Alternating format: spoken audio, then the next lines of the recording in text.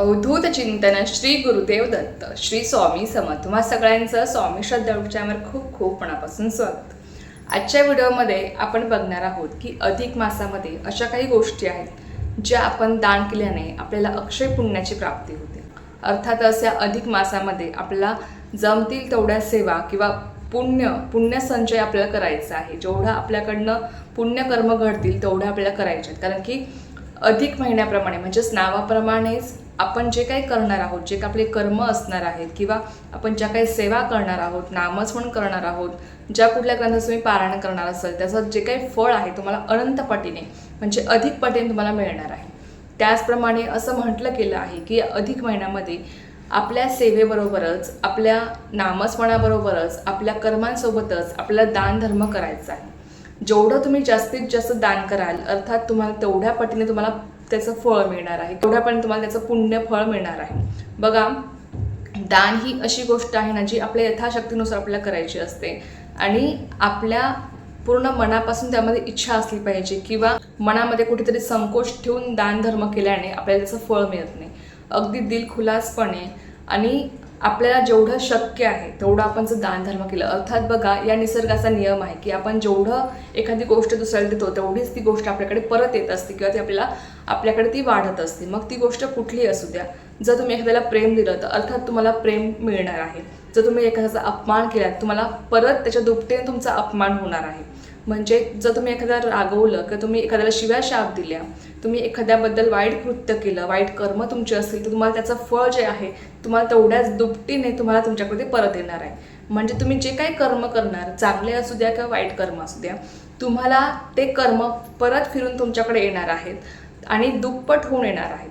म्हणून बघा, जे काही तुम्ही कर्म करतात ती आपली चांगलीच असावीत, जेणेकरून ती जी काही कर्म आहेत ते आपल्याला परत फिरून जरी आली तर त्याचं आपल्याला चांगलंच फळ मिळेल आणि आपल्या आयुष्याचं नेहमी सोनंच होईल, चांगलंच होईल. या रीतीने आपल्याला कर्म करायचे असतात.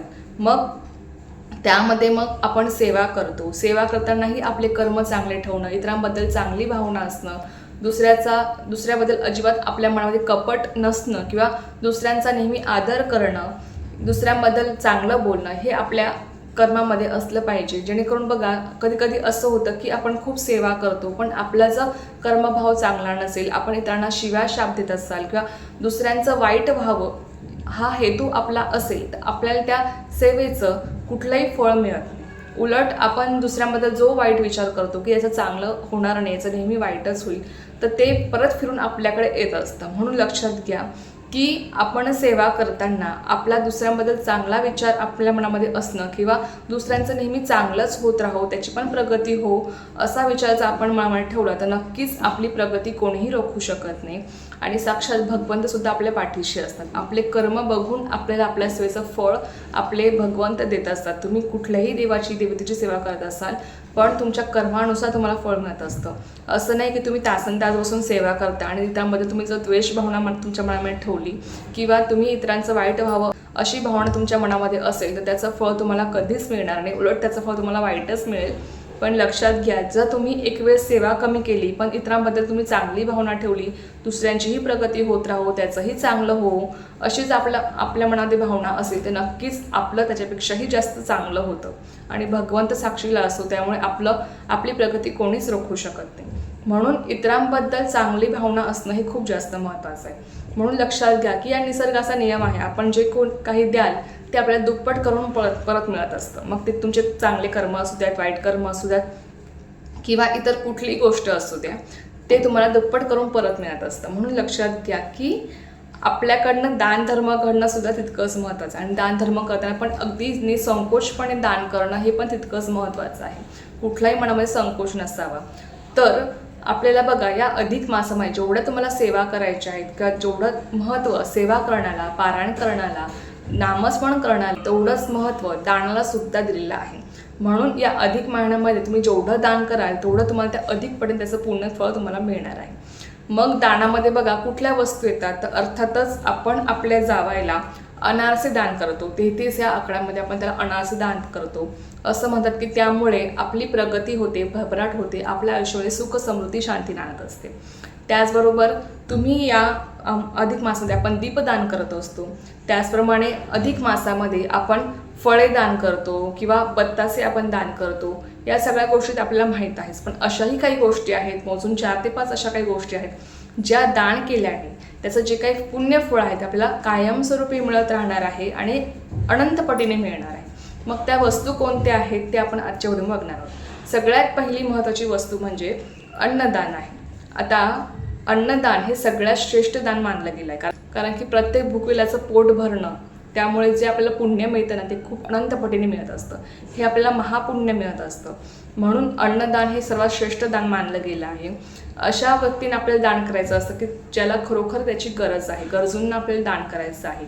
म्हणून जर तुम्हाला शक्य असेल या अधिक मासामध्ये गरजूंना दान करणं, किंवा बघा मंदिरांमध्ये आता अधिक मासामध्ये भंडारे होतात, महाप्रसाद दिला जातो, तर अशा ठिकाणी जाऊन तुम्ही तिथे दक्षिणा देऊ शकता किंवा तुम्ही शिधा वाटप करू शकता.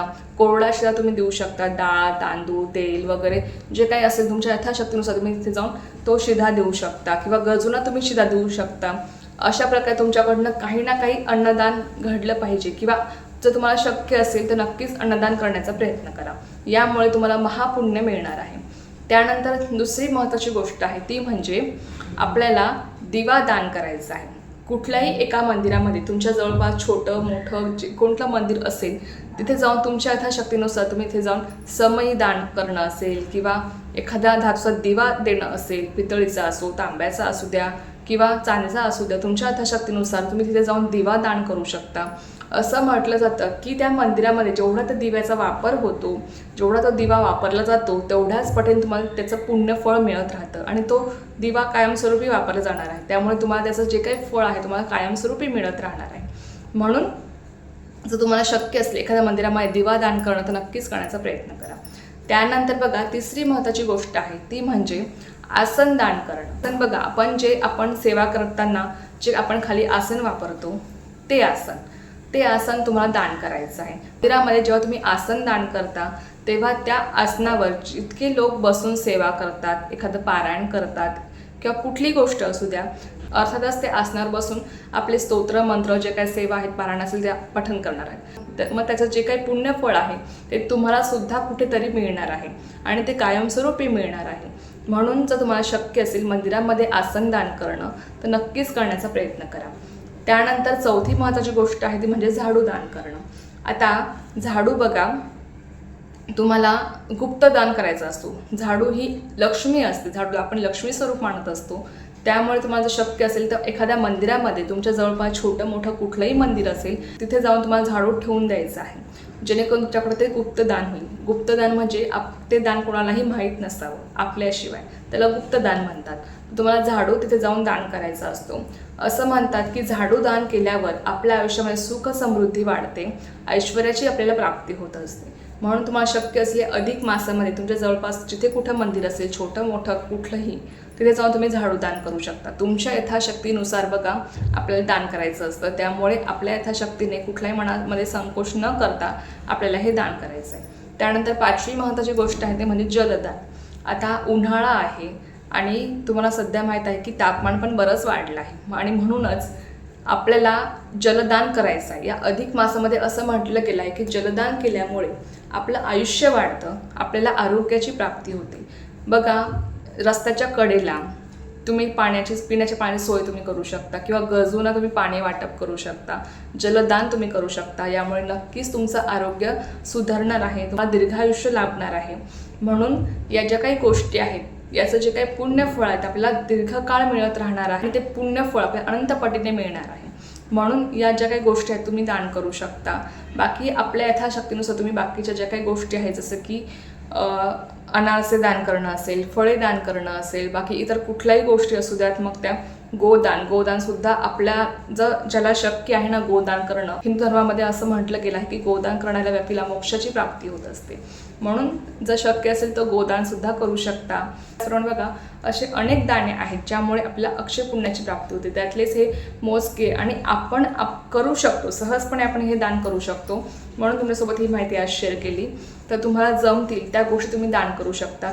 किती स्वरूपात करायच्या, काय करायच्या हे पण तुमच्या इच्छेनुसार आहे. तुम्हाला जेवढ्या जमतील तेवढ्या तुम्ही या वस्तू दान करू शकता. पण नक्की करण्याचा प्रयत्न करा. आपल्या यथाशक्तीने आपल्याला जमेल ती वस्तू आपल्याला दान करायची आहे, जेणेकरून त्याचं जे काही फळ आहे ते आपल्याला अधिक पटीने मिळणार आहे. तर चला, एक अत्यंत छोटीशी पण खूप महत्त्वाची माहिती होती जी तुमच्यासोबत शेअर करायची होती. झालेली सेवा मी स्वामीचरणी रुजू करते आणि आजचा व्हिडिओ इथेच थांबवते. तुम्हाला ही माहिती आवडली असेल तर व्हिडिओला लाईक शेअर सबस्क्राईब करायला विसरू नका. पुन्हा भेटूया अशाच एका नव्या व्हिडिओसोबत किंवा विषयासोबत. तोपर्यंत सर्वांना श्री स्वामी समर्थ. जय जय स्वामी समर्थ.